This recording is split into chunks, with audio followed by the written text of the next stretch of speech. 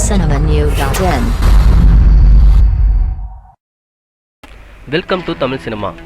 ஒரு வடக்கன் செல்ஃபி படம் மூலயமா சினிமாவுக்கு வந்தவங்க தான் மஞ்சிமா மோகன். அதை தொடர்ந்து பார்த்தீங்கன்னா நம்ம கௌதம் மேடம் எடுத்திருந்த அச்சம் என்பது மனமே படத்துக்கு ஹீரோயின் தேடிட்டு இருக்கும் போது இவர் அந்த படத்தை பார்த்துட்டு மஞ்சிமா மோகனை புக் பண்ணி நடிக்க வச்சார். அந்த டைமில் சிம்பு கூட நடிக்கிறதுக்கு நிறைய முன்னணி கதாநாயகிகள் தாங்கிய போது நம்ம மஞ்சிமா மோகன் தைரியமாக யார் எது சொன்னாலும் பரவாயில்லன்னு சொல்லி நடித்தாங்க. நடித்ததுக்கப்புறம் தான் நிறைய புரிஞ்சுக்கிட்டாங்க சிம்பு பற்றி. எல்லாரும் சொல்கிற மாதிரிலாம் சிம்பு கிடையாது, ரொம்ப எளிமையானவர், ரொம்ப நல்லவர் அப்படின்லாம் சொல்லிட்டு இருந்தாங்க ப்ரெஸ் மீட்டில்.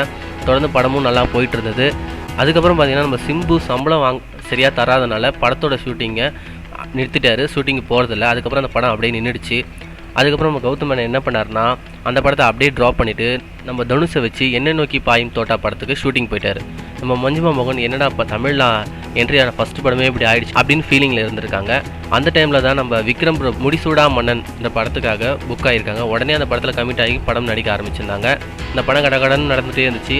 ஃபஸ்ட்டு இந்த படம் தான் ரிலீஸ் ஆகும் அப்படின்னு நினச்சிட்டு இருந்த நம்ம மஞ்சிமா மோகனுக்கு திடீர்னு அச்சம் என்பது மனம் படத்தோட ஷூட்டிங் கடகடன்னு ஆரம்பித்து கௌதம் மேனன் முடிச்சிட்டாரு, ரிலீஸும் பண்ணிட்டாரு. அந்த படம் இப்போ வெற்றியும் பெற்றுருச்சு.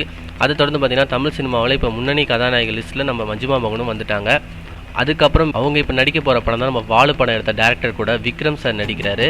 அந்த விக்ரம் சாருக்கு ஜோடியாக போடுறதுக்கு 3 கதாநாயகிகள் வந்து தேர்ந்தெடுத்திருந்தாங்க. அதில் இப்போது கன்ஃபார்மாக மஞ்சிமா மோகன் தான் நடிக்க போகிறாங்க அப்படின்னு உறுதியாயிடுச்சு. இந்த படத்தில் அவங்களுக்கு ரொம்ப ஒரு முக்கியமான கேரக்டர் கொடுத்துருக்காங்களா, அவங்களோட நடிப்பு திறமையை காட்டுறதுக்கு இந்த படம் அவங்களுக்கு கை கொடுக்கும் அப்படின்னு சொல்கிறாங்க.